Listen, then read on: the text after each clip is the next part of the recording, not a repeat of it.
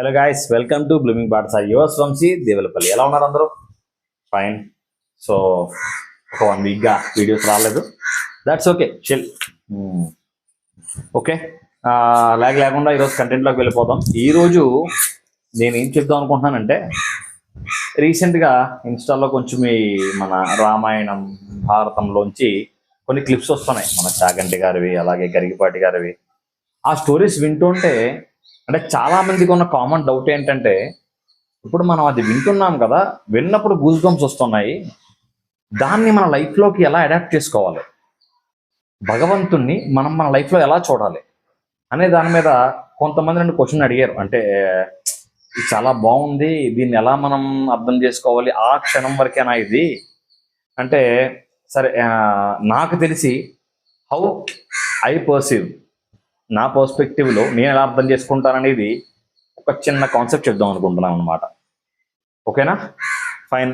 So మనం రామాయణం అందరికీ తెలుసు కదా, అందరికీ అంటే ఎస్, ఆల్మోస్ట్ మనకి ఆ మాత్రం జ్ఞానం ఉంది అందరికీ కూడా.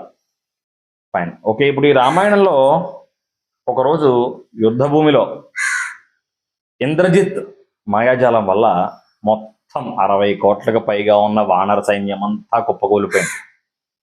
సుగ్రీవుడు, అంగదుడు, జాంబవంతుడు, శ్రీరామచంద్రుడు అలాగే లక్ష్మణుడు కూడా, ఇలా వీళ్ళందరూ కూడా ఇంద్రజిత్ మాయాజాలానికి ఒకరోజు కుప్పకూలిపోయారు. కుప్పకూలిపోతే ఈ ఇంద్రజిత్ మాయాజాలం విషయం తెలిసిన విభీషణుడు మాత్రం అక్కడి నుంచి దూరంగా వెళ్ళిపోయాడు. ఈ మాయాజాలం అయిన తర్వాత విభీషణుడు ఆ యుద్ధ భూమిని నడుచూస్తూ ఉంటే అందరూ కూడా స్పృహ లేకుండా పడిపోయి ఉన్నారు.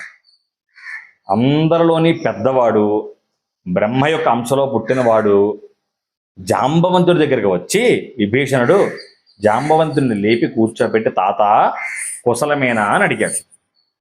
అడిగితే జాంబవంతుడు అంటున్నాడు, నాయనా విభీషణ, వానరులలో అత్యంత శ్రేష్ఠుడైన హనుమ బాగానే ఉన్నాడా అని అడిగాడు. వెంటనే విభీషణుడు, అదేమిటి తాత, ఇంతటి యుద్ధం జరిగేది ఎవరి కోసం? సాక్షాత్ శ్రీరామచంద్రమూర్తి స్వామి కోసం. ఆయన బాగున్నాడా అని అడగాలి, ఆయన సోదరుడు బాగున్నాడా అని అడగాలి, అంతేకాని నువ్వేమిటి తాత హనుమ బాగున్నాడా అని అడుగుతున్నావు అని అన్నాడు. అప్పుడు ఆయన అంటున్నాడు, విభీషణ, ఈ 60 కోట్లకు పైగా ఉన్న వానర సైన్యము, శ్రీరామచంద్రమూర్తి, లక్ష్మణస్వామి వీళ్ళందరూ పడిపోయినా హనుమ ఒక్కడు బతుకుంటే వీళ్ళందరినీ మళ్ళా ప్రాణాలతో వెనక్కి తీసుకురాగలరు. అదే హనుమ ఒక్కడు పడిపోయి వీళ్ళందరూ ప్రాణాలతో ఉన్న హనుమని వెనక్కి తీసుకురాలేరు. అటువంటి శక్తిశాలి, అటువంటి మహాబలుడైన హనుమ గురించి అడిగాను అన్నాడు. అప్పుడు ఆ విభీషణుడు అంటున్నాడు, తాత హనుమ బాగానే ఉన్నాడు, నీవు కుశలముగా ఉన్నావా అని చెప్పి నీ క్షేమ సమాచారం తెలుసుకుంటున్నాడు అని చెప్పాడు అన్నమాట. ఈ ఘట్టం మనం చాలాసార్లు వినే ఉంటాం, ఈ మధ్య చాలా బాగా వస్తుంది. అయితే ఈ ఘట్టంలో నేను నా పర్స్పెక్టివ్లో ఎలా తీసుకుంటాను, మన లైఫ్లో ఆస్తులు పోయి, బంధువులు పోయి, మిత్రులు పోయి, మనకున్న ఒక జాబ్ పోయి, మన క్వాలిఫికేషన్ విలువ లేక డబ్బు పోయి, వస్తువులు పోయి, దాచుకున్నదంతా పోయినా మనకి ఆత్మవిశ్వాసం ఉంటే మరలా తిరిగి లేవచ్చు. అదే మనకి ఆత్మవిశ్వాసం పోయి వందలాది బంధువులు, వేలాది మిత్రులు, ఆస్తులు, డబ్బు, బంగారం, వెండి, కార్లు, బంగ్లాలు ఏ ఉన్నా మనం ఏమీ సాధించలేం. అవునా కదా?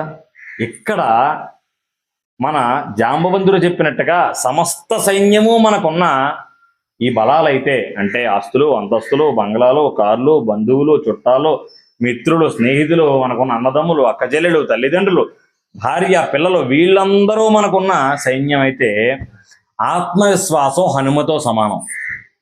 అక్కడ హనుమ ఉంటే ఎలా అయితే సమస్త సైన్యం మళ్ళా తిరిగి లేపగలరని నమ్మకం ఒక జాంబవంతుడికి ఉందో, అదే విధముగా మనకి ఆత్మవిశ్వాసం ఉంటే ఎన్ని కష్టాలున్నా మరలా తిరిగి టప్ అని లేచి నిల్చుంటాం.